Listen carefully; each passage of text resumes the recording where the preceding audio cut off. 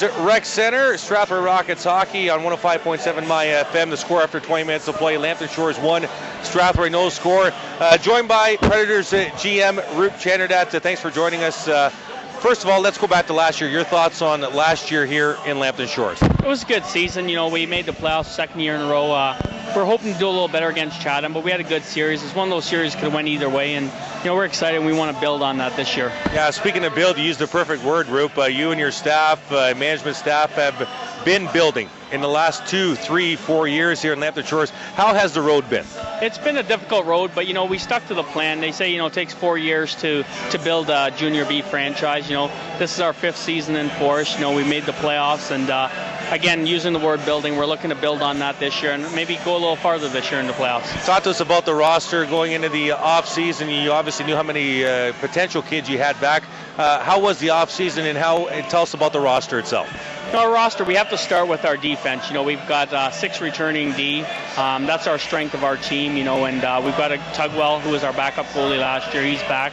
So, we're building from the back out, which is a good way to do it. And you got the league MVP in Adam Arsenal. He brings a lot to the table, and this is his last year. So that's another reason we'd like to make a run here. This team was built to do something this year, so hopefully that something's finish in the middle of the pack and have a playoff run. Your main camp, was it a competitive one? Was it what you wanted, what you expected? Definitely, it was a camp where you're looking for some young guys to step up. We're still looking for players, just like every other team. If we can get a top 6 forward, that's what we're looking for right now. Someone to fill out in the top 2 lines. When you finished last season, was the type of hockey the team played, was the focus, did you want to change that, or did you want to build on it? What type of team did you want to put on the ice this year?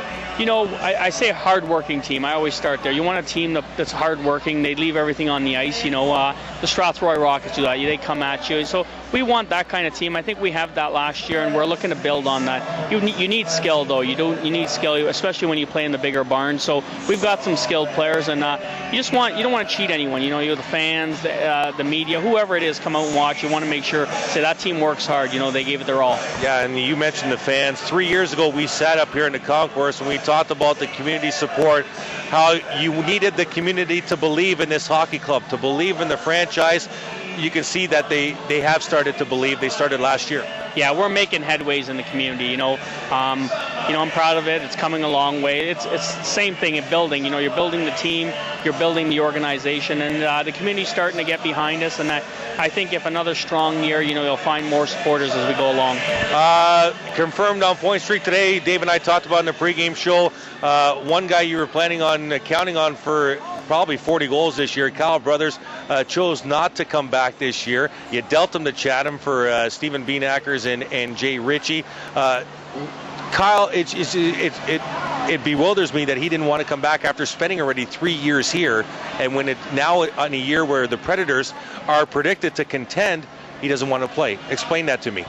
Just like you are, we were surprised. It was a back and forth. 1 week he's playing, another week he's not. We don't know. I don't have a good answer for that.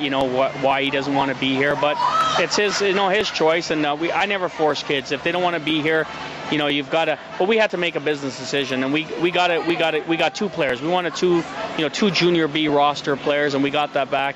2 young kids. Beanackers is a 17-year-old. He did well last year, and he'll build on that this year. And Richie's got size. So we're hoping they can find their way into our top 6 forward line. We're not going to replace one player with Kyle Brothers. Like you said, he's a bona fide scorer in this league. But we're hoping those 2 guys, will help replace some of the points total that he accumulated. What would you say to those fans who think maybe you should have sat on Kyle Brothers for a couple of weeks, maybe a month, to see what would pan out instead of making a deal early? You know what? To those fans, we assess the team, and you know what? The longer he sat out, the more does he fit back into the room, and where does that happen? And you have to think of the team first. Team first is let's get some players in here. We can't afford to start off the year bad. It's going to be a competitive league again, as this year. So we don't want to get off to a bad start. We need players to help us right now, and 2 kids that want to be here. They're excited to play for the Predators and put on that jersey. Always a pleasure talking to you, Roop. Congratulations and good luck this season. We appreciate your time. Thanks, Chris. Roop Chanderdat, GM of the Lambton Shores of Predators. When we come back, on a town scoreboard period summary, Rockets hockey on 105.7 myFM. Awesome. That was okay. Awesome interview. Thank you.